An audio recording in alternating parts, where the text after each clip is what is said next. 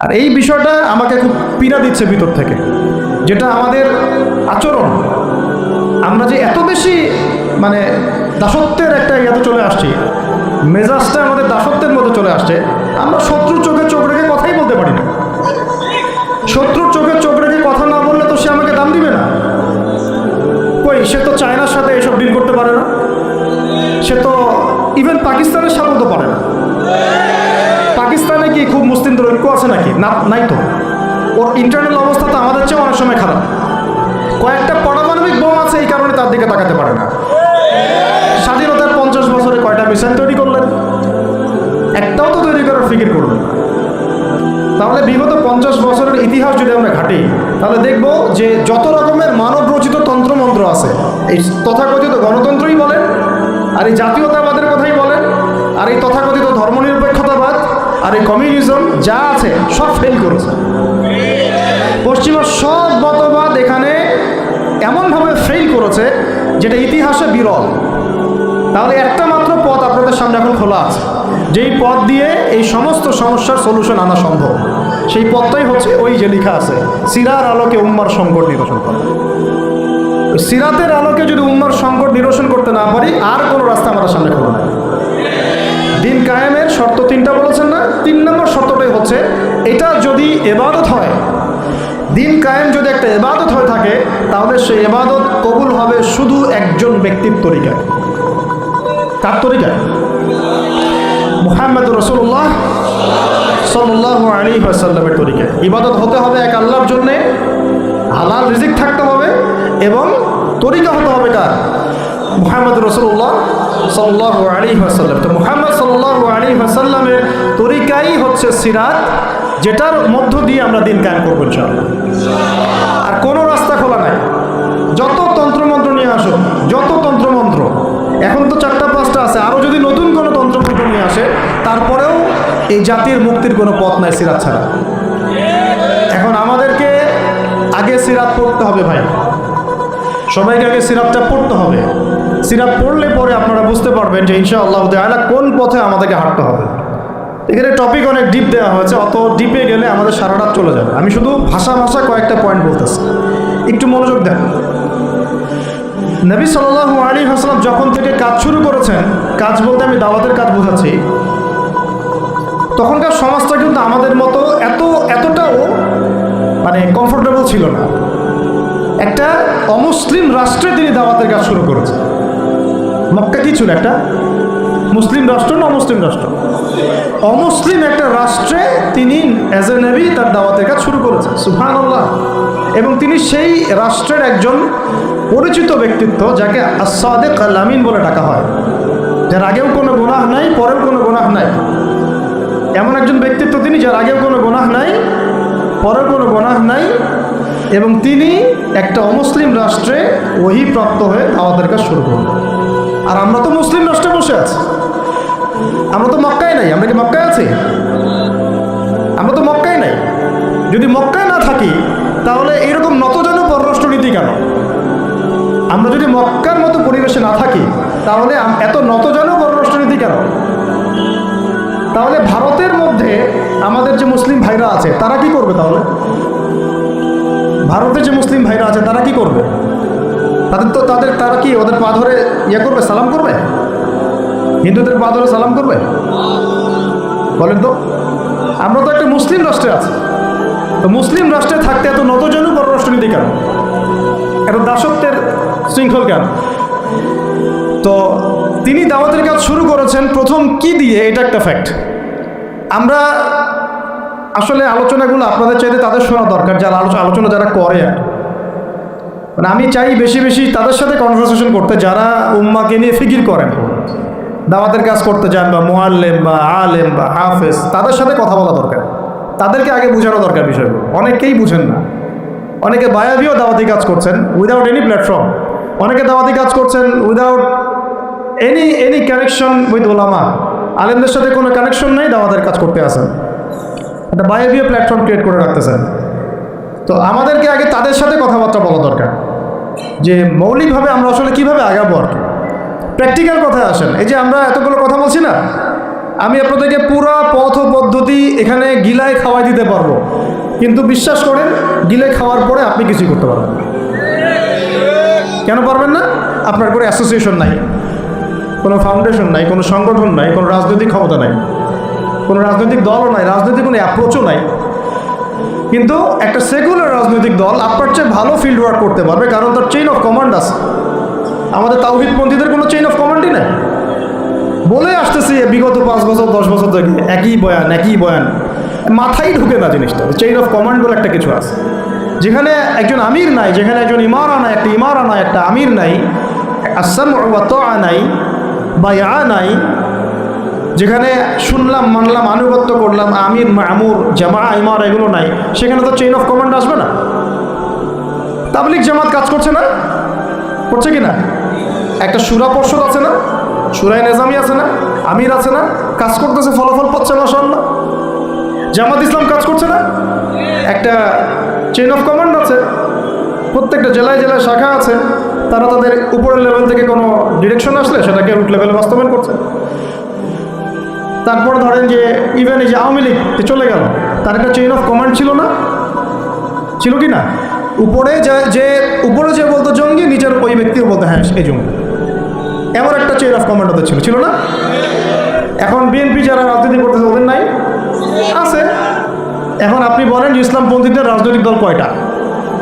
একটা আছে আমাদের শাসনতন্ত্র, একটা হচ্ছে হেফাজতে ইসলাম, আর কি হেফাজতে ইসলাম তো আসলে কোনো রাজনৈতিক ব্যাকগ্রাউন্ড থেকে আসে না, এটা এসেছে, আপনারা তো জানেন হিস্ট্রি, কোন প্রেক্ষাপটে এটা তৈরি হয়েছে, শাপলা চত্বরে ঘটনা, তাই না?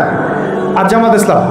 আর কথা হচ্ছে যে আমাদের তো মানে পৃথক পৃথক প্ল্যাটফর্মগুলোর মধ্যে একটা ঐক্যবদ্ধ সমন্বয় সবার আগে দরকার, তারপরে আমাদের একটা বৃহত্তর চেইন অফ কমান্ড দরকার।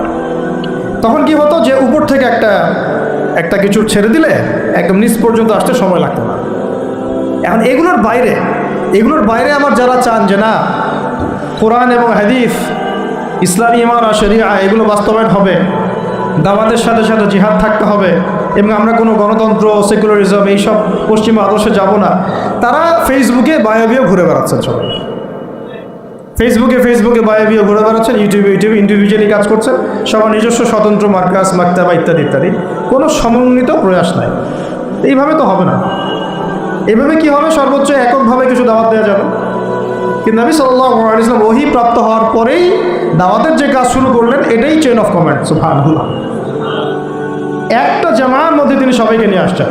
খেয়াল করে দেখেন, প্রথম ওহী আসলো কি সংক্রান্ত? ইকরা বিসমি রাব্বিকাল্লাযী খালাক। এই তো পড়ুন আপনার রবের নামে যিনি আপনাকে সৃষ্টি করেছে। তো পড়া তিনি কি পড়তে পারতেন? তিনি তো পড়তেও পারতেন না।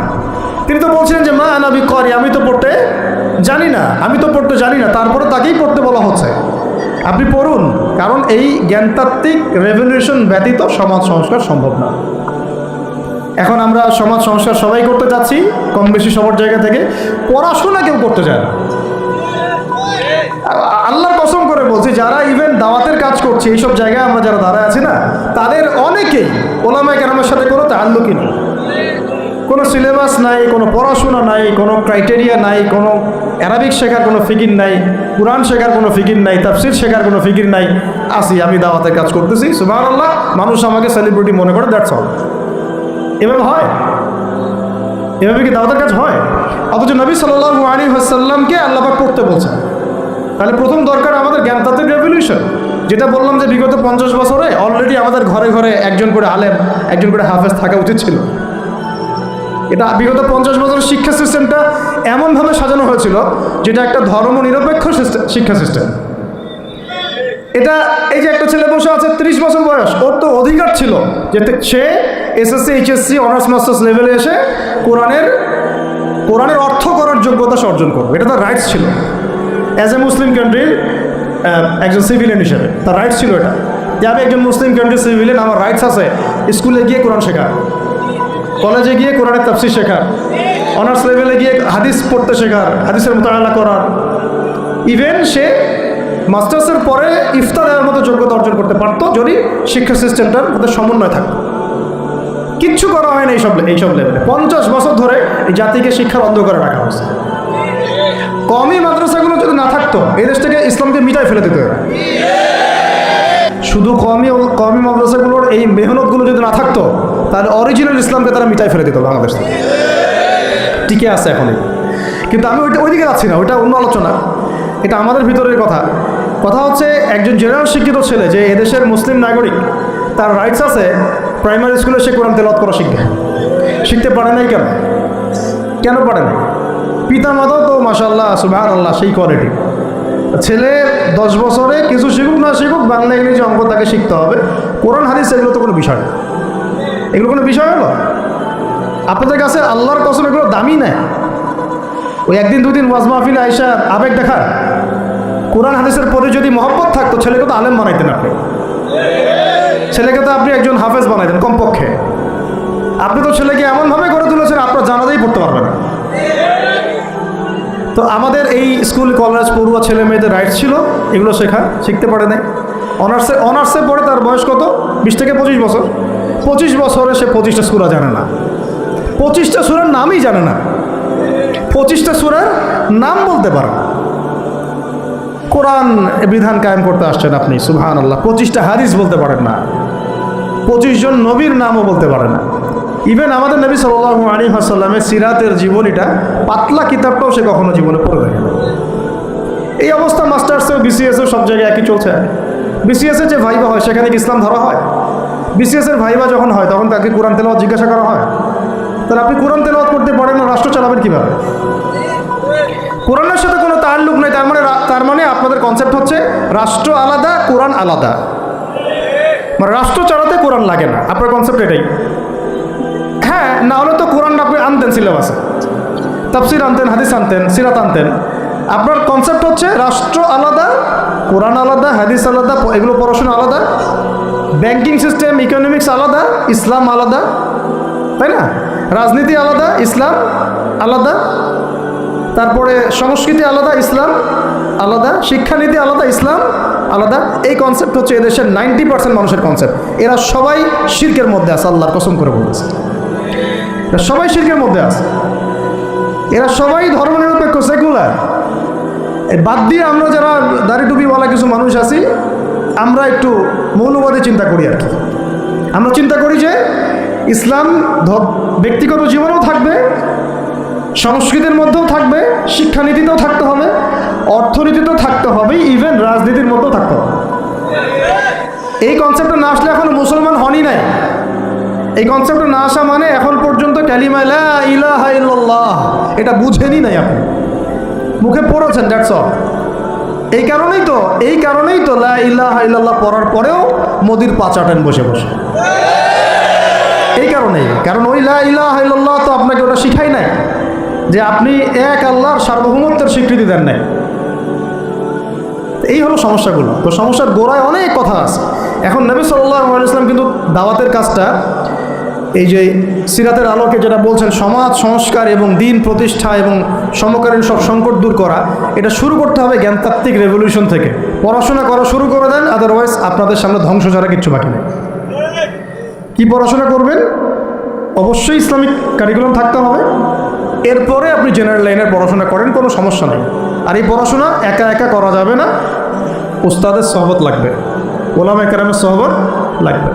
আমি তো এটা বলি যে আপনি কারো লেকচার শোনার আগে আপনি আগে চেক করবেন যে তার ওস্তাদ কে, কোথায় এসে দিন শেখে, কার কাছ থেকে এসে দিন শেখে, কোত্থেকে সে এই ইলমগুলো অর্জন করছে, তার লোক কোথায়। আবেগে ভাসলে হবে না এখন বিষয়টা। তো পড়াশোনার এখন যে আরও 20 বছর পড়াশোনা না করে আমি কোনো কাজ করতেই পারবো না এমনটাও না, কিন্তু পড়াশোনা আগে শুরু করা। এখন আপনার কাজ পড়াশোনা শুরু করা, ইকরা বিসমি রব্বিকাল্লাযী খলাকের হক আদায় করা এবং ওস্তাদের সহবতে থাকা।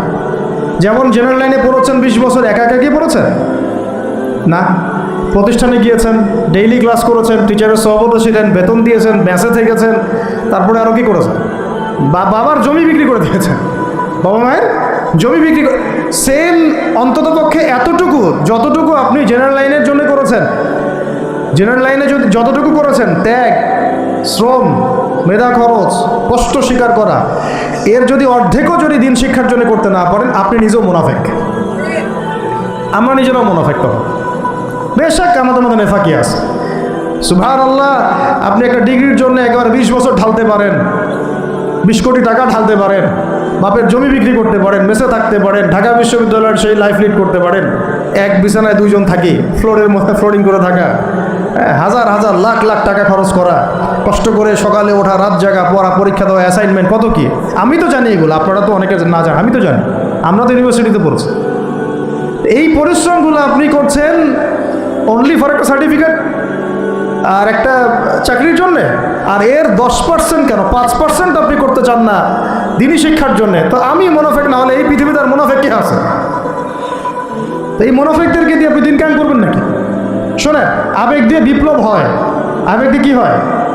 আবেগ দিয়ে বিপ্লব হতে পারে, আবেগ দিয়ে শরিয়া খিলাফা কায়েম হয় না। আবেগই হয়ে একটা বিপ্লব হতে পারে, এটা আবেগ দিয়ে শুধু আবেগ দিয়ে শরিয়া খিলাফা কায়েম হবে না। শরিয়া খিলাফা কায়েম হয়েছে কাদের হাতে? সাহাবীদের হাতে। কাদের হাতে? আমাদের জিন্দেগি যখন সাহাবিওয়ালা হবে তখন শরিয়া কায়েম হবে। পড়াশোনা করে না, সাহাবিওয়ালা জিন্দেগি কীভাবে যাপন করবে? ওলামায়ে কেরামের সাথে তাআল্লুক নাই, সাহাবিওয়ালা জীবন কীভাবে যাপন করবে? নামাজের ঠিক নাই, সাহাবিওয়ালা জীবন হইল কীভাবে? কোরআন তেলাওয়াত করতে পারেন না, সাহাবিওয়ালা জীবন হইল? দিনের জন্য আমর বিল মারুফ নাহি আনিল মুনকারের কাজ নাই, ওই যোগ্যতাও নাই, তাহলে সাহাবিওয়ালা জীবন হইল কি? চেহারা স্রোতের মধ্যে ইসলাম নাই, সুন্নতের প্রতি পাবন্দি নাই, সাহাবিওয়ালা জিন্দেগি হলো কি? সাহাবিদের হাতে বদর যুদ্ধ হয়েছে, জয়লাভ করেছে। উহুদ প্রায় জিতেইছে, এটা জিতেই বলা যায়, সাময়িক বিপর্যয় হয়েছে। খন্দক, খায়বার, মুতা, মুখ কাঁপিয়ে দিয়েছে কারা? সাহাবিরা। তো সাহাবিওয়ালা ইমান, সাহাবিওয়ালা আমল, সাহাবিওয়ালা আখলাক, সাহাবিওয়ালা মেহনত হলে পরে বাংলার মাটিতে দিন কায়েম হবে। না হওয়া পর্যন্ত এই লাভঝাপ করতে থাকা, আজকে এই বিষয় কালকে ওই বিষয়, আজকে এই ইস্যু কালকে এই ইস্যু, এগুলোই চলতে থাকবে। আমরা এটা চাই না। আমরা চাই এখন যেহেতু দাওয়াতের একটা সুবর্ণ সুযোগ আমাদের সামনে এসেছে, এখন যেহেতু আল্লাহ পাক, এটা আল্লাহ পাকের রহমত, এখানে সবাই ক্রেডিট নেওয়ার প্রতিযোগিতায় লিপ্ত আছে। আমার ক্রেডিটে হয়েছে, আমি এই করেছি, আমি সেই করেছি। এখন তো এমন দেখা যাচ্ছে যে ওই সময় কিছু বলেও নাই, সে বসে এখন প্রধান উপদেষ্টার পাশ আটতেছে বসে বসে। কি সুবহানাল্লাহ! মানে রক্ত দিল এক ভাই, মানে বছরের পর বছর কারাগারে পচে মরল একদল, বছরের পর বছর, দিনের পর দিন, মাসের পর মাস আয়না ঘরে ধুকে ধুকে মরল আর একদল। ঠিক আছে, বললাম তখন থেকে বের হলে কেউ সুস্থ থাকে না। বছরের পর বছর মামলা মোকদ্দমা হচ্ছে একদল, এক একজনের ঘাড়ে 3টা 4টা 5টা 10টা 20টা করে মামলা। হ্যাঁ, তারপরে বছরের পর বছর এই ফ্যাসিজমের বিরুদ্ধে দাঁড়ানোর কারণে দেশ থেকে বিতাড়িত হয়েছে একদল, হয় নাই? শাপলা চত্বরে রক্ত দিয়েছে আর একদল। তারপরে এই ছাত্র ভাইদের হাজার হাজার পঙ্গু হয়ে পড়ে আছে বিভিন্ন জায়গায় আর একদল, আর শত শত মানুষ রাস্তায় প্রাণ দিল আর একদল, আর উড়ে এসে জুড়ে ক্ষমতায় বসলো আর একদল। সার্কাস চলতেছে, এবং এখন তাদের লেজুর ভিত্তি করতেছে আরেক দল, তাদের লেজুর ভিত্তি করতেছে নতুন আর একটা সম্প্রদায়, নতুন এক প্রাণী। তা চক্ষু লজ্জাও নাই এদের, চক্ষু লজ্জাটুকুও না। এক তাগুত ছিল, সেই তাগুত আল্লাহ বিরোধী কাজ করত, কিছু ভাই এর প্রতিবাদ করত, যারা প্রতিবাদ করতো ওদেরকে এরা বলতো খারেজি, এদের মানহাজ ঠিক নাই, আকীদা ঠিক নাই, এর উগ্র, ইত্যাদি ইত্যাদি। এবং তাদের কারণেই কিন্তু এই ভাইগুলোকে আয়না করে যেতে হয়েছে, এটা খোলামেলা বলে দিলাম। এদের কারণেই এই ভাইদেরকে কোথায় যেতে হয়েছে? আয়না করে যেতে হয়েছে। তারপরে ছাত্র ভাইরা দেখা গেল যে বিপ্লব করে, প্রতিবাদ করে একদম সরকার ফেলে দিল। ফেলে দেওয়ার পরে যখন আবার নতুন কেউ আসলো, এই নতুন যারা আসলো তাদের পাচাটা আবার ফরজ হয়ে গেল। তখন হইল ফতোয়া কি? সরকার আনুগত্য করা ফরজ। এই চলতেছে, ইসলাম শিখতেছেন এদের কাছ থেকে আপনারা অনেকেই।